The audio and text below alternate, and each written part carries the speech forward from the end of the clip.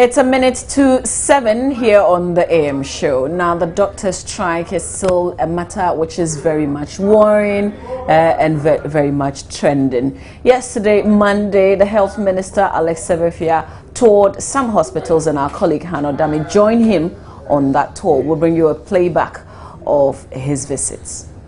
The appeal was made after the minister toured the Ridge, La and Lekma hospitals to assess the impact of the doctor strike. At the La General Hospital, Acting Medical Director Dr. Nihat Salifu explained doctors are available to offer care to pregnant women, inpatients and children. We saw 10 children by 12 noon, and usually we would see by noon we would have seen about 60 to 80 children. So, you have an idea when it will? No idea yet. Yes, no idea yet. Yeah. And well, so far we haven't recorded any mortalities in this hospital in all the age groups so far.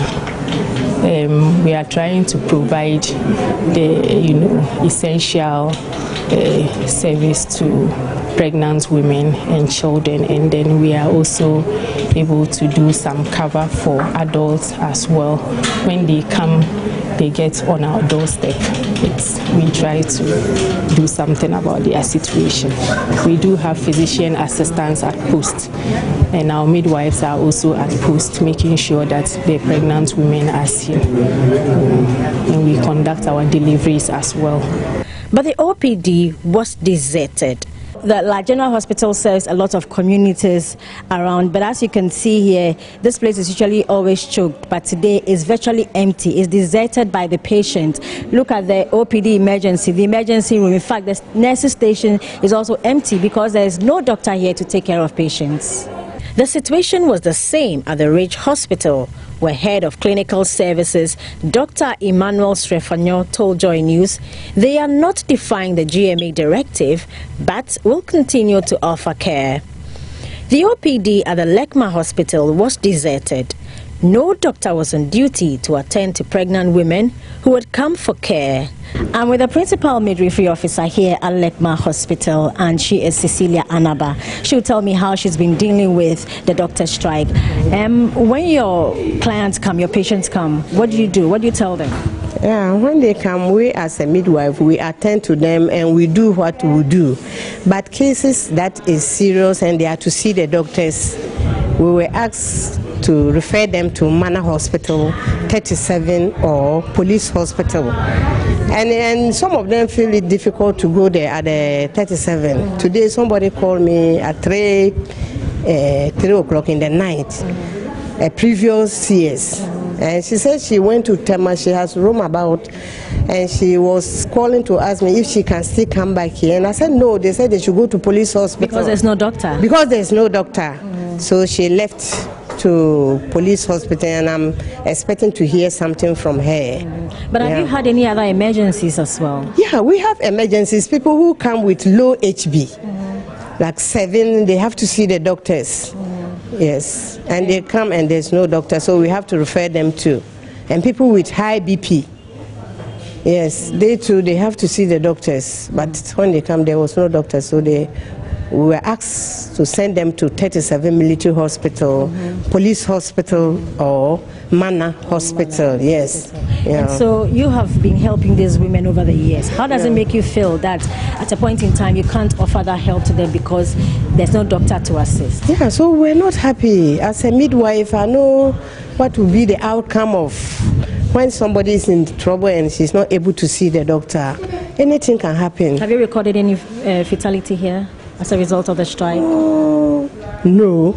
But has the numbers also dwindled? Oh, yeah. Because people have heard that they said there's no doctors. So some of them decide to go to the private hospital. In a day, how many would you have seen? And what was the number now? We get about 90, between 90 and 100 mothers. Yes. And now? Today we had about, I think there will be about 60 mothers in the morning.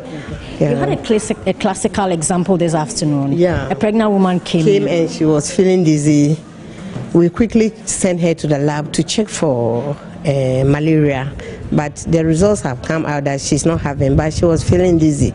So because there's no doctor here, I said she should go to Mana. So I took a taxi for her, and they have sent her to Mana Hospital, and I called the husband to meet her over there.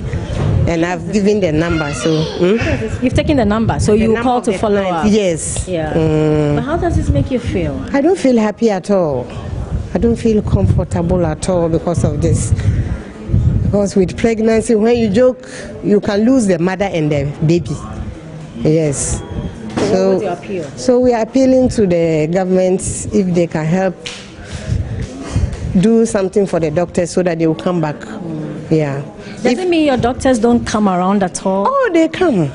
They come. This morning I saw few at the labor ward at the top. But they have warned us we shouldn't bring anybody. We should refer them. Mr. Segbefia, after the tour, told the media the strike had been triggered by agitations related to the single spine pay policy, insisting it is illegal. This blip was partially caused by wages and salaries with single spine. The reason why we have a problem today and we have to have had to go to the IMF is simply because when we were negotiating on single spine, we had a budget of 2-point-something billion for wages. By the time we had negotiated and given partial payments and dealt with everybody's issues, our bill was 8 billion, 75% of GDP. We were totally out of sync. We've now been able to bring it down to about 45-49%, and we have to reach the median of 36%. So everybody has to understand that whatever is going on, we cannot also look at it in isolation.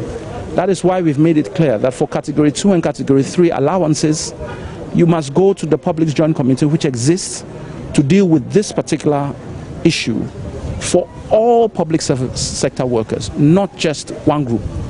So that whatever you give A, B is aware, C is aware, you justify it or not as the case may be, you do the calculation across board and you know exactly where you are.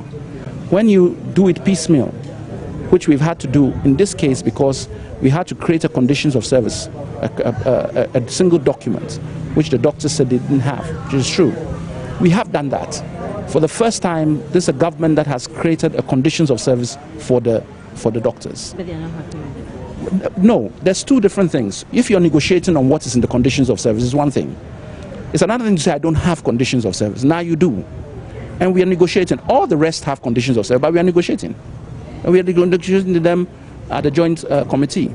So let's not mix the two things. There is a conditions of service on which we can work now. And this government has done it. After all these years from independence to date, it's been done. For Joy News, my name is Hannah Odami.